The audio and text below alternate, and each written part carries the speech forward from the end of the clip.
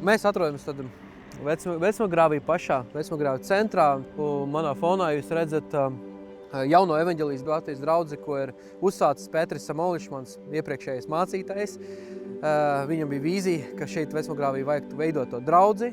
Ceros, ka vēl bija pusaudzes brauc ar slavēšanas grupu, mēs to visu šeit veidojām. Un gribējās, lai tā draudze šeit notiek, lai Dievvārds arī ir Vecmogrāvī. Bet tagad šai draudzē pēc Covid laika kaut kādām tur pārmaiņām notiekot, diemžēl, ne viss bija tas labākais. Mēs, kā misijas draudzi, izvēlējāmies šo vietu, kā atkal palīdzēt, atbalstīt ar komandu, ar resursiem, un uzsākām tā saucamo restartu jaunai evaņģeliskajai Baptistei draudzei. No savas puses man nebija nekādas motivācijas nekad te kalpot. Un pirmo reizi, kad sāku aizdomāties par to, kad iestājos tieši BPI, bija pirmās lekcijas, un Igors Rautmans stāstīja pašā pirmajā, bija ļoti stipra lekcija par mūsu dzīves stāstiem. Par to, kāds ir mūsu aicinājums un ko mēs izdzīvojam. Tas lika pārdomāt, es negribu šeit būt īstenībā, bet viss, ko cilvēks saka, viss man situācija, ko noved, saka, man šeit jābūt. Mana sirds ir šeit ar tiem pusaudžiem, es visu laiku visu savu jaunību un līdz 33 gadiem es biju nokalpojis pusaudžiem.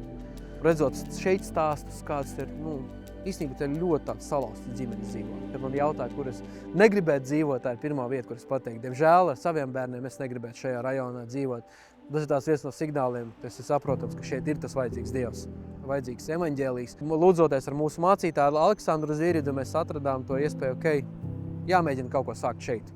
Un mēs sākām darboties šeit Vecmogrāvī, izstrādājām stratēģiju, vīziju, sākam darboties jau no 17. janvāra, un mēs redzam, kā Dievs strādā. Kā pusauģi nāk, kā viņa dzīves mainās, jau vairāk pusauģi pieņem Dievu. Mēs reāli redzam, ka mēs varam būt tā gaisma, jo mēs gribam, lai šī ēka nākotnē pārvēršās par tādu safe house, drošu vietu, ka tev mājās nav kur doties. Doto brīdi lielākā daļa, kas mūs apmeklē, tie ir pusauģi no vietējiem, tie ir no skateparka, no daudz tavu mājām. Mums tā iespēja uzbūvēt tādas labas attiecības ar viņiem. Un no formātiem, ko mēs izvēlējāmies, mēs neizvēlējāmies nekādu tādu oficiālo, ko parasti draudzē. Mēs tieši gribējām to brīvu, dot tiem pusauģiem tādu brīvību, lai viņi varētu droši izteikties, just to atbalstu un, protams, uzbūvēt tās labās attiecības ar viņiem pašiem.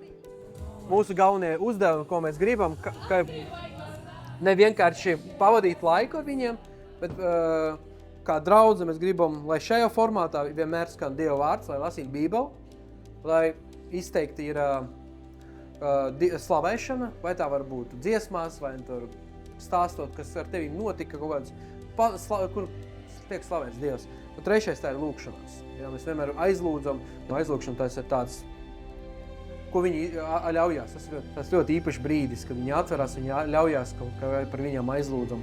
Atkal tas atgādina, kāpēc es esmu šeit.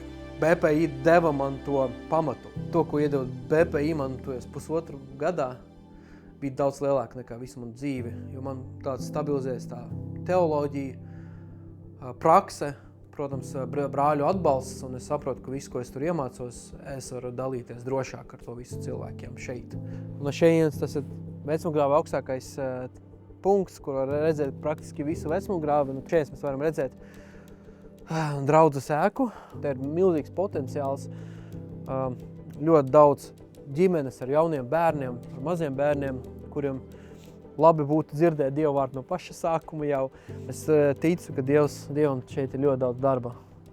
Mums ir ko darīt šeit.